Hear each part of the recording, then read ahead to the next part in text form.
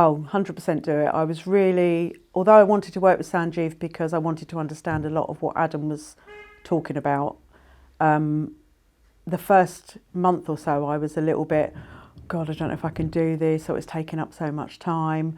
And then I got a bit of a light bulb moment, and since then I can go into a coaching session with Sanjiv feeling absolutely rubbish, no energy, I've not been well or whatever. I walk out of there and I'm striding back to the car because I can't wait to get started on some of the stuff we've talked about. Quite often I've gone and sat in the cafe at the offices because I've just got to get out on paper what I've got in my head.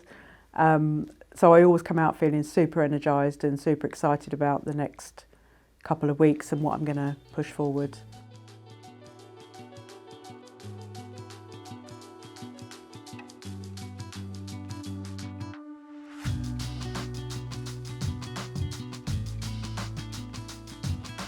I was actually asking for coaching for quite a long time before that, and had an initial call with Sanjiv about a year before I actually started. But my boss was working with Sanjiv already. And then it got to the point where he wanted me to progress to the next level. I didn't feel I was quite ready. So asked then, can I start coaching with Sanjiv? That was just over a year ago. But when it was initially spoken about, I got a bit of imposter syndrome, thinking I can't do this, not sure I'm good enough, don't know if they've got the confidence in me.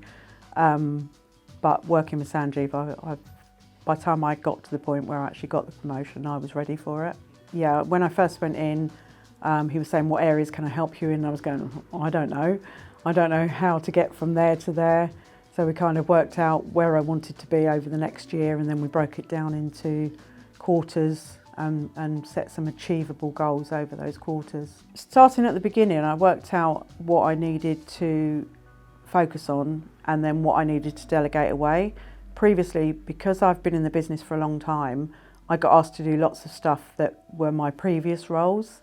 So I started to work with the team in developing them to do those things so that I could really focus on the key priorities to move forward in my role. The last 3 months especially, I've really felt that my peers take me seriously as a leader of the business, that I'm seen as the leader of the business. People come and ask me to get involved in stuff now, where previously they'd sort of bypass me and go straight to Adam.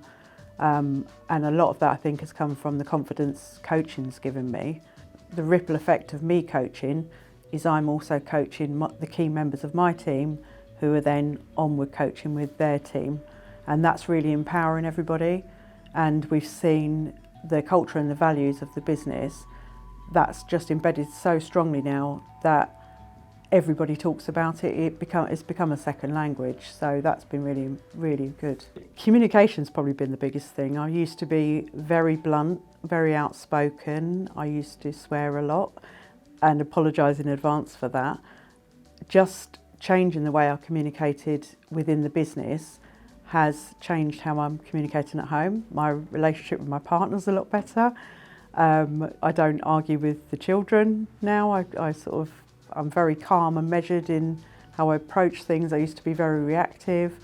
As well as the business goals, Sanjiv also said what were my personal goals, and at the time we just were on the verge of buying our house, and it needed a lot of work doing to it, and I was like, I don't know where to start. So we broke that down into, right, so the next quarter you're going to focus on getting the flooring done, or you're going to make sure the plasterer comes in. So that's all moved on.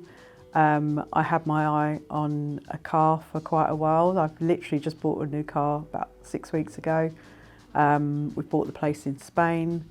It's just made me believe that if I really want something, if I break it down into manageable chunks, I can get what I want.